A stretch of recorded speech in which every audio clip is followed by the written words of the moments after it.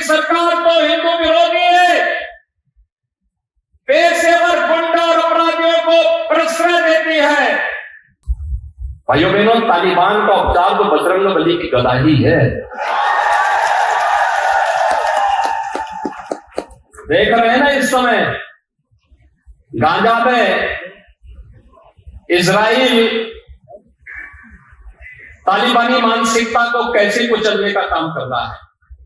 भाइयों बहनों, ये जो बुलडोजर है ये उत्तर प्रदेश का वही प्रतीक है। दुष्टों के लिए ये उसका उपचार है और विकास के लिए एक रास्ता बनाने का माध्यम भी, इंफ्रास्ट्रक्चर बनाने का भी है। क्या राजस्थान की जनता ऐसी झूठी सरकार पे विश्वास करेगी? क्या राजस्थान की जनता लून मिर्च तेल में बिकेगी? ये जो सीएम हाउस है उसको सीएम हाउस मैं नहीं बोलता हूँ, वो तो फतवा हाउस बन चुका है राजस्थान सरकार का सीएम हाउस।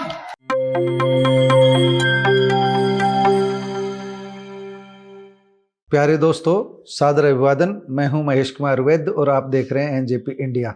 आज बात करते हैं राजस्थान विधानसभा चुनाव लड़ रहे दो दिग्गज नेताओं के नामांकन की। इनमें कांग्रेस से सचिन पायलट हैं और भाजपा से बाबा बालकनाथ। अगर हम भीड़ को पैमाना माने तो दोनों ने नामांकन के समय अपना पूरा दम दिखाया है।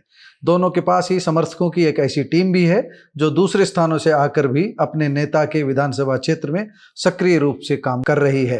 तिजारा विधानसभा से चुनाव लड़ रहे बाबा बालकनाथ ने आज 1 नवंबर को नामांकन भरा। इस अवसर पर उत्तर प्रदेश के मुख्यमंत्री योगी आदित्यनाथ खास तौर पर पहुंचे। सचिन पायलट ने कल नामांकन भरा था, वह अपनी टीम के खुद नायक थे। उनके नामांकन में उमड़ी भीड़ की खबरें उस शपथ पत्र में दबकर रह गई जिसमें सचिन ने अपनी पत्नी सारा से तलाक होने की जानकारी दी थी। पहले बात करते हैं बाबा बालकनाथ की नामांकन रैली को संबोधित करने पहुंचे योगी आदित्यनाथ की। योगी को सुनने उमड़ी भीड़ बहुत कुछ कह रही थी। भीड़ में मोदी की रैलियों की तरह ही योगी योगी के नारे गूंज रहे थे।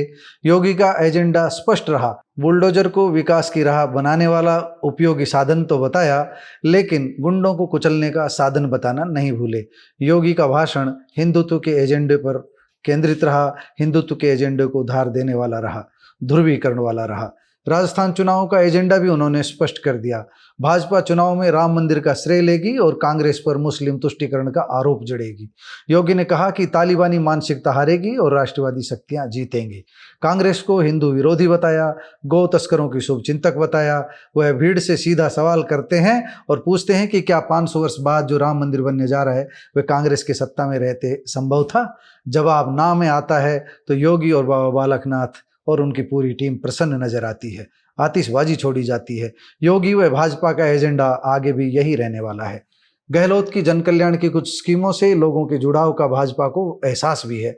इसी के चलते बाबा बालकनाथ भीड़ से यह कहना नहीं भूलते कि कहीं नून तेल के चक्कर में वोट खराब मत कर देना। योगी ने गाजा में की गई इजराइल की कार्रवाई को ठोंकने वाले अंदाज में वाजिब ठहराया। योगी ने उदयपुर में हुई कन्हैयालाल की हत्या को भी राजनीतिक नजरिए से प्रस्तुत किया। आप खुद योगी व बाबा बालकनाथ के संबोधन की प्रमुख बातें सुन लीजिए। इसके बाद सचिन पायलट की बात करेंगे। पहले योगी की बात। उत्तर प्रदेश 25 करोड़ की आबादी का राज्य है, लेकिन किसी गुंडे की हिम्मत नहीं है कि किसी बेटी की इज्जत के साथ खिलवाड़ कर सके। किसी गुंडे की हिम्मत नहीं किसी व्यापारी की संपत्ति पे कब्जा कर सके। किसी गरीब, किसी निरीह, किसी कमजोर, किसी दलित की जमीन पर या उसकी किसी भी अन्य संपदा पर कोई कब्जा करने का दुस्साहस नहीं कर सकता है। अगर करेगा तो पीछे से बुलडोजर उसको रौंद करके ठीक कर देगा।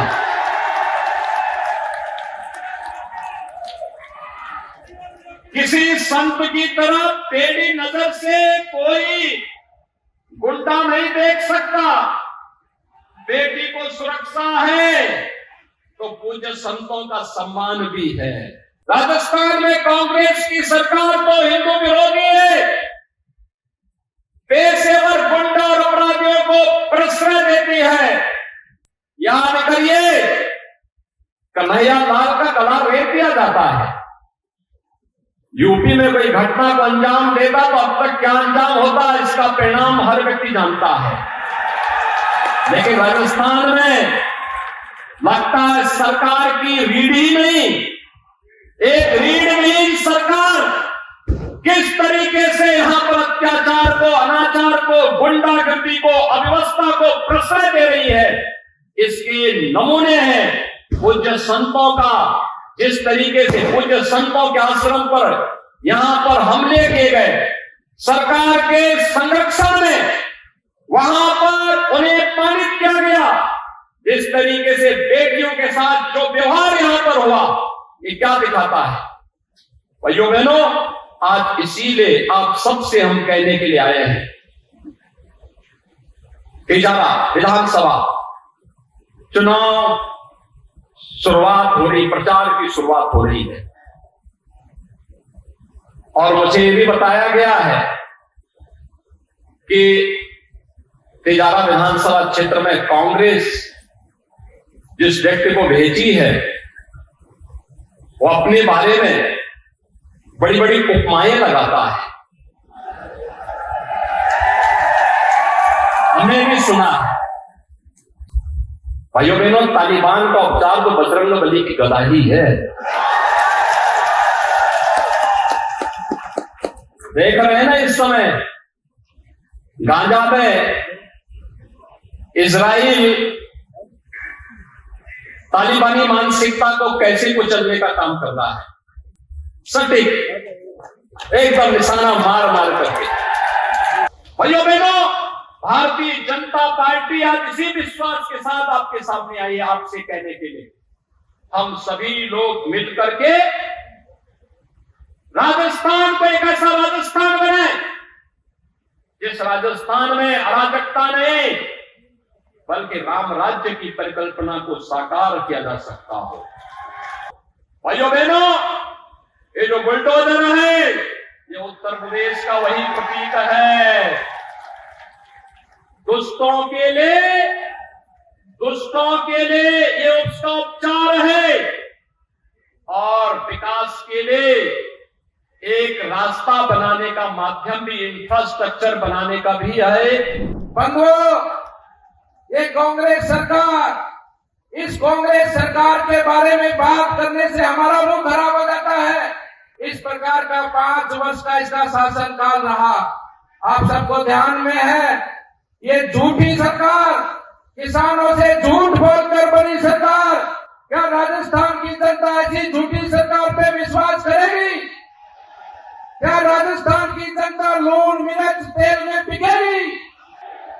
ये झूठी सरकार जिसने युवाओं के साथ में बेरोजगारी के नाम पर उनको लालच दिया, और लालच को दूर पूरा करने की बात तो दूर, बेरोजगारों का पेपर बेच खाई है सरकार, युवाओं का पेपर बेच के खाई है सरकार। इस सरकार ने सारी पराकाष्ठाओं को पूरा किया है, अधर्म की जितनी पराकाष्ठाएं सबको पूरा किया है। महिला उत्पीड़न में नंबर 1 राजस्थान को आज इस सरकार ने लाने का काम किया। क्या राजस्थान की जनता लूण मिर्च तेल में बिकेगी? ये झूठी सरकार जिसने युवाओं के साथ में बेरोजगारी के नाम पर उनको लालच दिया, और लालच को दूर पूरा करने की बात तो दूर, बेरोजगारों का पेपर बेच खाई है सरकार, युवाओं का पेपर बेच के खाई है सरकार। इस सरकार ने सारी पराकाष्ठाओं को पूरा किया है, अधर्म की जितनी पराकाष्ठाएं सबको पूरा किया है। महिला उत्पीड़न में नंबर 1 राजस्थान को आज इस सरकार ने लाने का काम किया। किसानों के साथ धोखा हो, भ्रष्टाचार की बात हो, तुष्टीकरण की राजनीति तो सारी हदें पार की है। आप जानते हो किस प्रकार से इस सरकार के लोगों ने ये जो सीएम हाउस है उसको सीएम हाउस मैं नहीं बोलता हूँ, वो तो फतवा हाउस बन चुका है राजस्थान सरकार का सीएम हाउस। वहां पर सनातन धर्म के खिलाफ में जिस प्रकार से फतवे जारी किए गए, हमारी धार्मिक यात्राओं पर प्रतिबंध लगाया गया, हमारे धार्मिक ध्वजों को लहराने पर रोका गया, हमारे राजगढ़ के अंदर भगवान शिव का 300 साल पुराना मंदिर जिस प्रकार से तोड़ा गया, ऐसा तो राक्षस भी नहीं करते थे जितना धर्म इस कांग्रेस सरकार ने करने का काम किया है। बंधुओं, ये सभा बहुत ऐतिहासिक सभा है और दिदारा की भूमि से ये पूरे राजस्थान में इस सभा का आज बोलबाला है। इस सभा के माध्यम से पूरे राजस्थान में आज भारतीय जनता पार्टी के पक्ष में जो माहौल बन रहा है, उस माहौल को हमको पूरे राजस्थान के हर विधानसभा तक पहुंचाना है। अब बात करते हैं सचिन पायलट की। कांग्रेस ने बेशक किसी को सीएम का उम्मीदवार घोषित नहीं किया है, लेकिन समर्थकों की नज़र में सचिन पायलट भावी चीफ मिनिस्टर हैं। टोंक में इस कारण सचिन को सामान्य से अधिक समर्थन मिलता दिख रहा है। सचिन पायलट विकास के एजेंडे पर बात करते हैं। पायलट ने इस अवसर पर कहा कि कांग्रेस इस बार जीत अवश्य हासिल करेगी। हमने अमन चैन की मिसाल कायम की है, हमने भाईचारा बढ़ाया है। उन्होंने यह भी स्पष्ट कर दिया कि पार्टी ने सीएम कैंडिडेट घोषित नहीं किया है।